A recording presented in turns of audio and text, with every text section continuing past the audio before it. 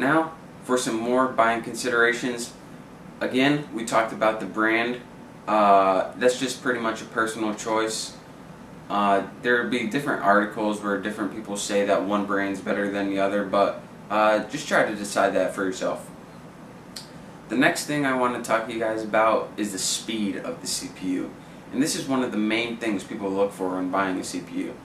Now, the faster the speed of the processor, the faster it's going to process information, and therefore the faster your computer is. Now, the speed of the CPU is going to be measured in gigahertz. Now, just to give you guys kind of a range of what you're going to come across, anything between 1.5 and about 2 gigahertz is going to be good for like browsing the internet and typing documents like in Microsoft Word and stuff.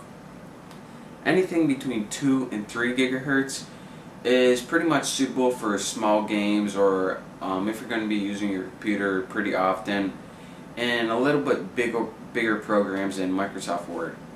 Now, anything above 3 gigahertz on your CPU, now you can get into the big games and you can start editing photos and video and things like that.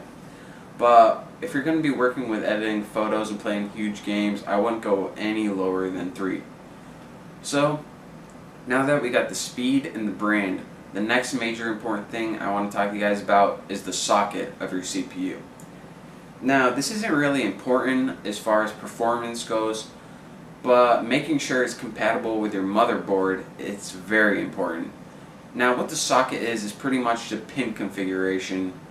You don't really have to know too much about pin configuration, but you just pretty much have to know that your socket has to match up with your motherboard. And in this case, I'm going to be using an AM2 socket, so when I bought my motherboard, I needed to look for a motherboard that supported an AM2 socket. Now, the last buying consideration I'm going to talk to you guys about is my favorite, it's my most exciting one. It's the cores.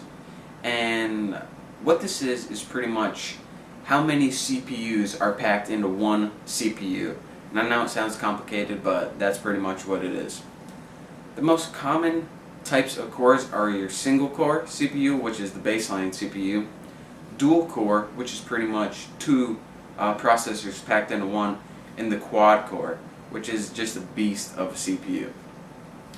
Now, what the benefits of multiple cores have is the more cores you have, the more applications you can run at once, and therefore you don't have to wait for other applications to load, and it just makes your computer run a whole lot faster.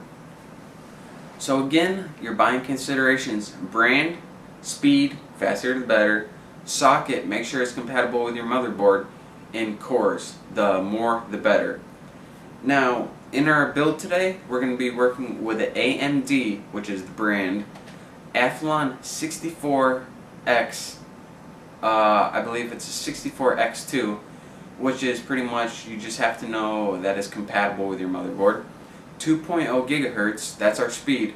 We're going to be working with a dual core and an AM2 socket.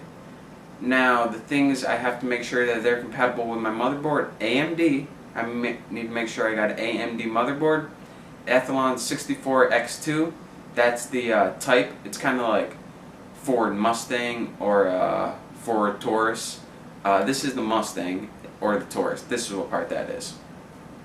So that, and I'm going to be working with the AM2 socket. So again, socket type, the brand, and the AM2, whatever that's called. So now we got our CPU picked out, we're ready to move on to choosing our motherboard.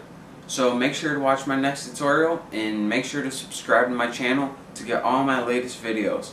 So I hope you learned something, and thanks for watching.